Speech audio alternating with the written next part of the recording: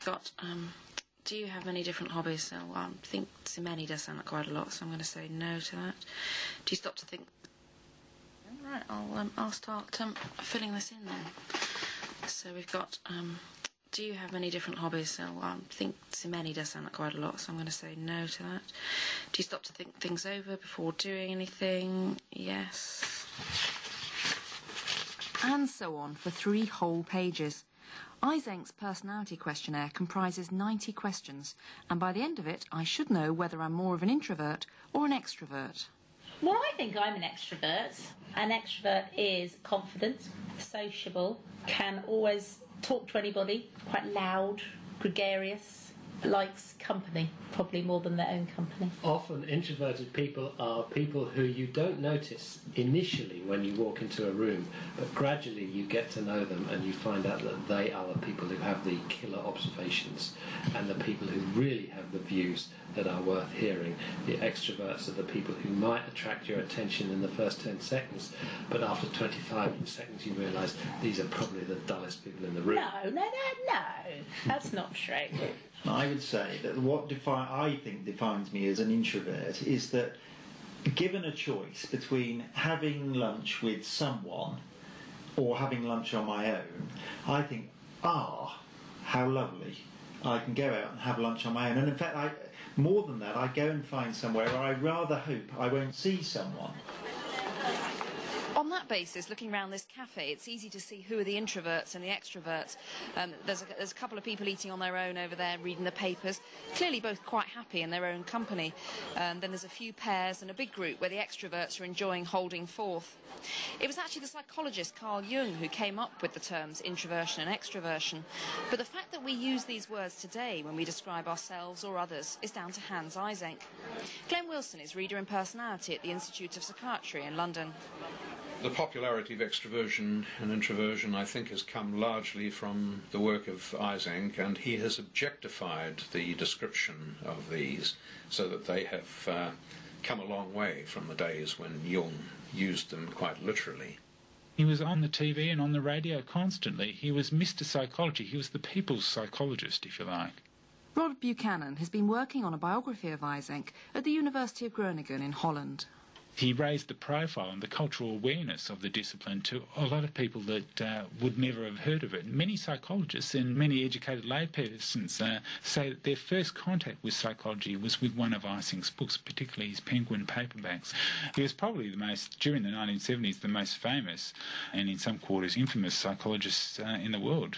I would estimate him as probably the most influential psychologist in the 20th century, bar none.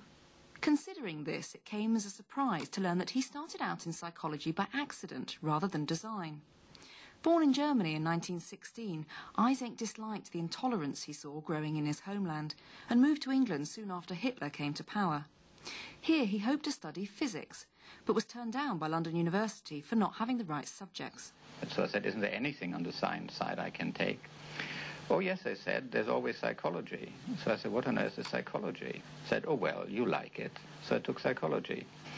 I was rather disappointed for quite a long time in what I had landed myself in. It didn't seem to me a science like physics.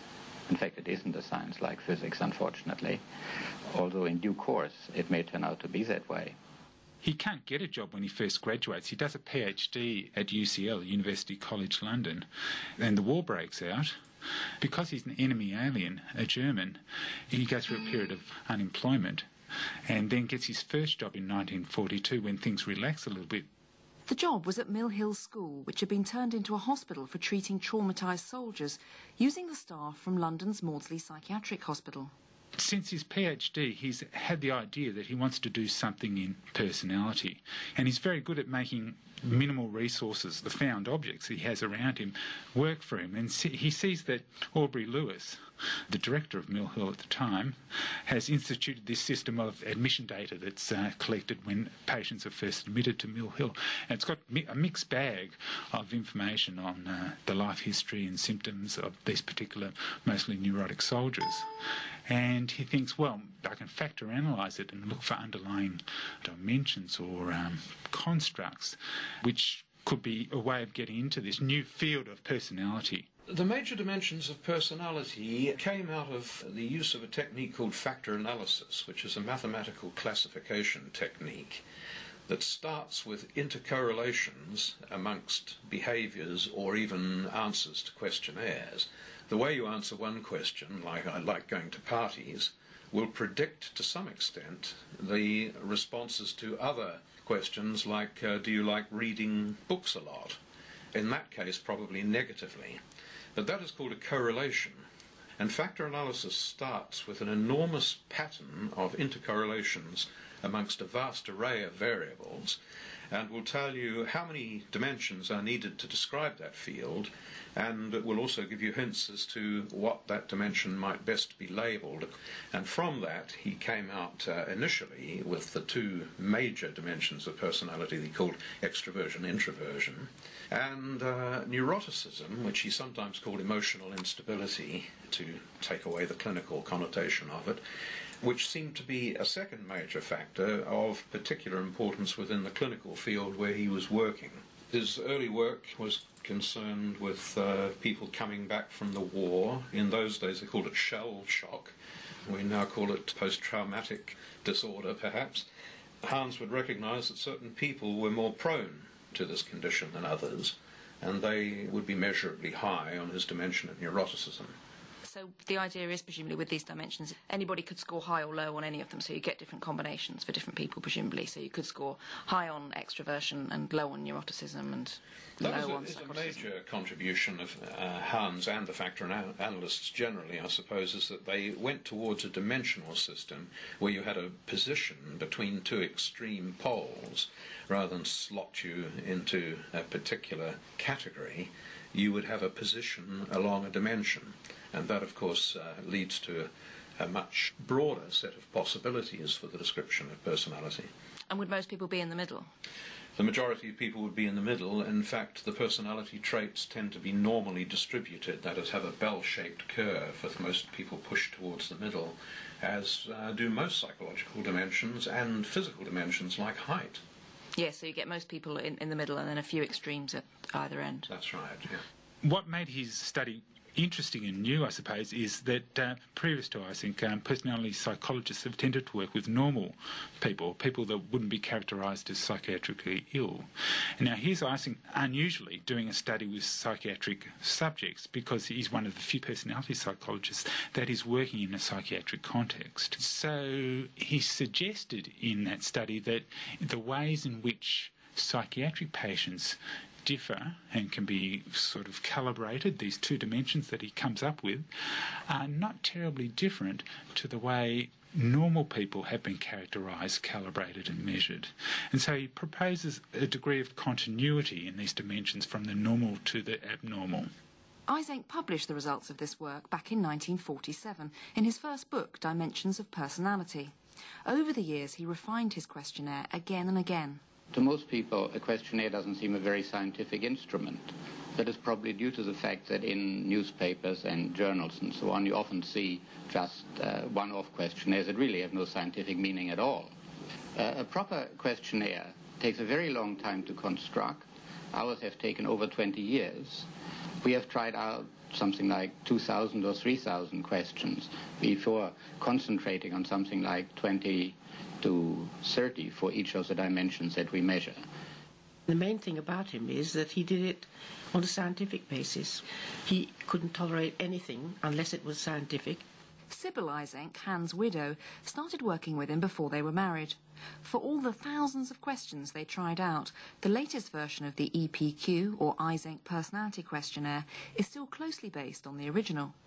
Except now it assesses people on a third dimension, psychoticism, or P. It was Sybil's job to add this. At the beginning it was just extroversion and neuroticism, but as soon as we included psychoticism, there was a whole new area that we had to deal with. But it wasn't an easy one. So your task was developing that psychoticism scale? Yes. How did you go about it? Well, it was very difficult because people who are high on psychoticism are very uncooperative, and so the only people we got were people who were low on psychoticism, because they were the cooperative ones. All the others binned their responses, but we finally overcame that, and we have a good scale now. While the introversion-extroversion dimension sounds reasonably neutral, it's not really a disaster to be classified as either. Being high in psychoticism would hardly seem like a good sign, especially since criminals tend to be high in P, but then so do art students, so you can at least claim to be creative. It might be harder to put a positive spin on a high score for N or neuroticism. Adrian Furnham is Professor of Psychology at University College London. It's very difficult to make a case for neuroticism being a good thing. People who are prone to anxiety and depression and hypochondriasis and so forth suffer a great deal. Most neurotics know they're neurotic and would like not to be as neurotic.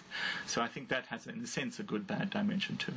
Psychoticism, likewise. There are a few benefits of a high P score, mainly associated with things such as creativity. But to be around high P people with their tough-mindedness and their coldness and their disagreeability and their unreliability makes them not very attractive as individuals. So if you want an answer to the big three, I think Eysenck would say it doesn't matter what you are on I and E, it doesn't matter about introversion, extroversion, it would be better to be low on N, neuroticism, and lowish on P. That will assure you a happy, successful life. Is it unfortunate that he chose the word psychoticism in a way for that scale? Because we tend to think of that, obviously, as, you know, psychotic mass murderer. Indeed.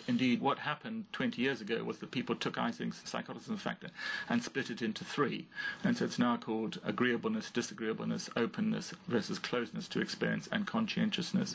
His two major dimensions, introversion, extroversion, neuroticism, have stood the test of time. What has moved on is the big three have become the big five because of psychoticism.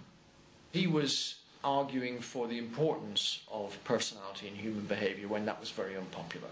When I first entered psychology, we looked at for social and economic causes of crime, and he really stuck to the point that personality was also important. Professor Tony Maiden says that it was reading one of Eysenck's Pelican paperbacks that brought him into psychology in the first place. Otherwise, he says, he'd be a biochemist. Today, he's the clinical director of the Dangerous and Severe Personality Disorders Service at Broadmoor Hospital. It's fair to say the psychoticism scale is not widely used within criminal psychology at the moment. More recently, the main emphasis has been on the concept of psychopathy, which includes some elements of the psychoticism scale, but not others. And I think one of the interesting questions in this area is why someone with a psychopathic personality may go on to be extremely successful in the business world, perhaps a ruthless competitor, but nevertheless remaining within the law, whereas someone else goes on to become a serial killer, for example. So a very important area of inquiry is how we can challenge people with these personality characteristics to use them in a socially acceptable rather than unacceptable manner. Because on one level they are single-minded, determined people who can achieve a lot if channeled in the right direction. So this is by no means a sort of lost cause. We should not assume that people with these personality characteristics are not capable of contributing to society. But would they not be very nice to be friends with? It takes all sorts, doesn't it? There certainly are charming psychopaths. I've met a great many charming and entertaining people in the course of my work. One would not mind spending time with them within certain parameters. 87. Do people tell you a lot of lies? Are you touchy about some things? 89. Are you always willing to admit when you've made a mistake? 90. Would you feel very sorry for an animal caught in a trap? There we go, 90 questions, finally finished it. So what did I get? You scored 8 out of 23 on the neuroticism subscale, 2 out of 25 on the psychoticism subscale, 16 out of 21 on the extroversion subscale, and 1 out of 21 on the lie scale. So at least I wasn't lying, which is important if the questionnaires to work at all. My scorer was Mark McDermott, Senior Lecturer in Health Psychology at the University of East London. For example, the item, would it upset you a lot to see a child or an animal suffer? If you'd answered no to that it wouldn't upset you, then that would be an indication that you don't really empathise with other people's suffering, and that's seen to be a part of the kind of psychotic trait. You're not an antisocial personality, as it were. There are a few sort of rather strange items, like the do you believe insurance schemes are a good idea? And if you say yes, you score on the psychotism scale, rather bizarrely. Yes, I agree. It's insurance bizarre. Companies would think about that. Yeah. Well, It has to be remembered this version of the Eysenck personality inventory is quite an old one now. It was reprinted in 1977. There have been subsequent versions. So some items, when we look back over questionnaires, do seem to be no longer relevant to today's social context. So what about extroversion then? That was quite high. That surprises me, actually. Yes, you endorsed 16 items out of 21, which would mean that you're scoring above average on that. Unsurprisingly, your occupation perhaps reflects that, in that you are a journalist, an interviewer, you're sociable, you're outward-going and gregarious, and that's reflected in the way in which you've endorsed the items that measure this. For example, item number 5 says, are you a talkative person? You've said yes, you are to that. Item number 10 says, are you rather lively? You've said yes to that. Number 14 says, can you usually let yourself go and enjoy yourself at a lively party? And you've said yes to that. And you've done that quite consistently across all the items that are about social extroversion. And over this side is Sandy. Hello. Hi. You have a moustache and a very short haircut. Can we ask what you do on a Saturday night, Sandy? What do you do for a living? I'm a truck driver. Oh. It's a dream come true. Well, if I scored highly on the extroversion dimension, I imagine Julian Clary would be off the scale. But that's not what he thinks. If I had to categorise myself, I would say I was an introvert.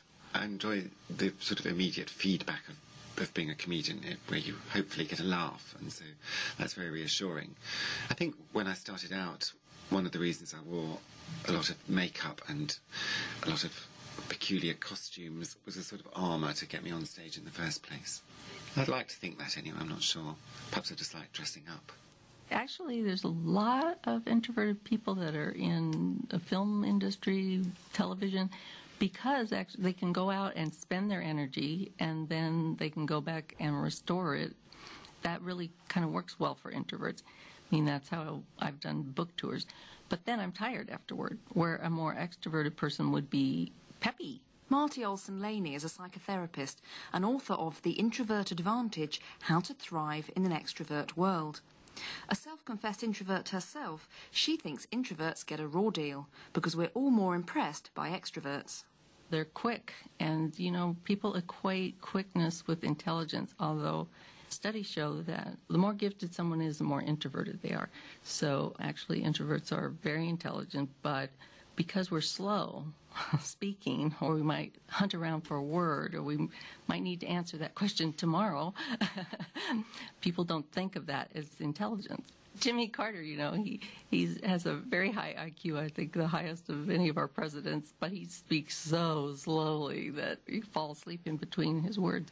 And it doesn't make a good soundbite, Bill Clinton, who's very extroverted, how quickly he speaks and how articulate he is easily.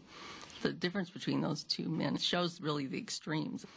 We do, as introverts, have to develop skills at extroverting, talking to extroverts, talking in the way that they listen better. Otherwise, we're very overlooked. Hans Eysenck was himself an introvert, which again is surprising, because like Julian Clary, he seemed to relish being in the public eye. From 1955, he held the post of Professor of Psychology at the Institute of Psychiatry in London, and became not only a public figure, but a controversial one. Students, some figures say 30, surrounded Professor Eysenck and started roughing him about. Professor Eysenck claimed he was punched. As a consequence of this, certain members of the Students' Union of the LSE rushed forward to protect Professor Eysenck, and in a scuffle that ensued, with the help of certain members of the Social Sciences Society, Professor Eysenck was rushed away from that point into a nearby waiting taxi. I was interested in Eysenck because everyone told me how bad Eysenck was. And he had no contribution to psychology, yet he had all these books in the library. He was banned from speaking at my university, the University of London, in 1981. Professor Vincent Egan is now director of the postgraduate forensic psychology course at Glasgow Caledonian University. Back in the 70s and 80s, Eysenck was definitely the bad guy in psychology. He was notorious for his support for a theory suggesting a link between race and IQ. And there was outrage when he disputed that smoking caused lung cancer and claimed personality played a part, especially since some of his research was funded by the tobacco industry itself. So I took an interest in him, in some ways to be oppositional, the way that all young people are oppositional. He was someone who wasn't afraid to say what he thought, was he? Well, he was very clever and he didn't suffer fools gladly. And he was also a sort of empirical realist. So if facts from data made certain conclusions to him, he would go with it. He approached psychology in a scientific way, which many psychologists were very uncomfortable with. His emphasis on heredity and biological determinism was one of these areas. Eysenck was convinced that there were differences in the workings of the brains of introverts and extroverts. He proposed that introverts' brains are naturally more stimulated, which makes them happy in their own company, while extroverts need to go out in search of stimulation from others. With the advances in brain scanning since Eysenck's death in 1997, this is something that today we can test. By the time Hans died, people were beginning to discover the precise genetic locus of some of these traits, and they turn out to be genes which modulate levels of transmitters that are the kind that psychiatrists play around with drugs like Prozac, interestingly. And so is he right in thinking that something like extroversion and introversion is to an extent genetically related? I'm sure that he's vindicated in the idea that personality is to some extent genetically determined. Perhaps around half of it is genetically determined as a rough rule of thumb. We had a wonderful study here at the university in Iowa, and they did PET scans on introverts and extroverts and just told them to think with whatever they want to think of. And then they did MRIs on them, and they could tell what areas of their brains were functioning. And extroverts, as they expected, were dominant on pathways that have to do with picking up outside stimulation. And introverts did have more activity in the brain, but they also got a real idea of what pathways that they follow, and it goes up to what they call the executive part of the brain, complexly thinking about ideas and thoughts and feelings. That would fit into an extent, wouldn't it, with Eysenck's work? I mean, he was saying that the introverts needed less outside stimulation because they already had that stimulation within their brains. And we get hap hits, what researchers call hap hits, which is sort of feeling good hits, from doing that kind of complex thinking.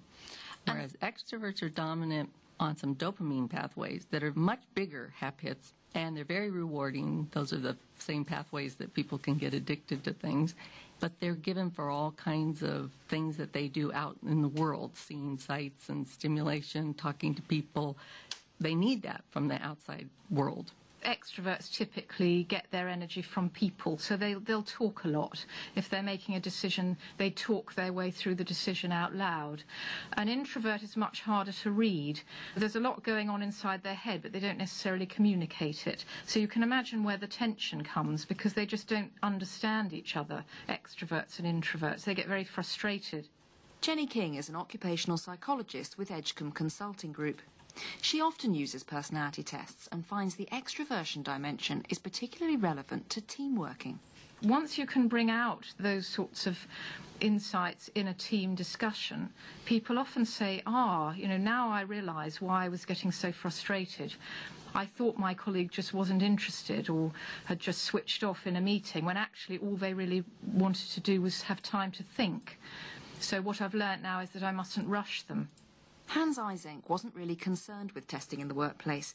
He was more interested in a different group altogether, criminals. In line with his theory that extroverts need more stimulation and are more likely to seek thrills, he reasoned they might even turn to crime. Tony Maiden. I think there's some truth in it, but it was a vast oversimplification. So prisons aren't packed with extroverts? Prisons are not necessarily packed with extroverts. They'd be very noisy if they were. They'd be very noisy, yes. Well, they are very noisy. They are very noisy. Prisons certainly are packed with people who act before they think. And we now tend to think more in terms of a general trait of impulsivity. And he would have also suggested that a lot of this had a genetic basis. A recent study showed continuities between behaviour at the age of 3 years and convictions in later life. And a lot of this provides support for Eysenck's ideas of a very strong genetic determinant of personality and a genetic determinant, therefore, of offending that's related to personality. So yes, I think in that sense he was ahead of his time. If you had to ever fight Eysenck in print or face-to-face, what you realised quite quickly was you had a man with a laser-sharp mind. He had a barrister's brain. Now, he took on a huge number of areas, and in doing so, he rather liked to confront orthodox beliefs. There were a number of areas of judgment, in my view. If you work for so many years, and he worked for 50 years, producing 1,000 papers and 100 books on so many topics, you are probably going to get a number of enemies who are jealous of him, enemies who thought he was wrong, and so forth. And the trouble with that is that people throw the baby out with the bathwater. But when you look back at Eysenck's career, it does seem as though he was the one courting the controversy, particularly with his arguments on race and IQ and cancer and personality. Eysenck was a highly intelligent man, but I suppose it demonstrates very vividly the limitations of IQ. Anybody who hangs around universities will meet plenty of intelligent people who don't have a lot of sense, and you have to say that his sense deserted him, I think, on those two particular issues. I think Hans probably was a controversial figure from the word go. He had no considerations of political correctness at all. He said what he believed to be the truth, whoever it upset, and it frequently did. I got the feeling that he even enjoyed upsetting his intellectual opponents, although at the personal level he was an extremely kindly, pleasant individual. And did he mind when there were, demonstrations against him talking and so on? In a way, when people demonstrated against him, he probably felt that this was recognition of his importance as an intellectual figure, but when it came close to home, when they started daubing his doors and he became concerned that his children might become victims, then he began to consider his profile. He was always very surprised that people could query the things that he said that seemed logical to him. He just shrugged his shoulders and said, oh, well, their loss, as it were. Was it the case that then you started to get kind of threats closer to home? Well, the teachers in schools and so on began to make remarks because the newspapers ran various objections to the controversy.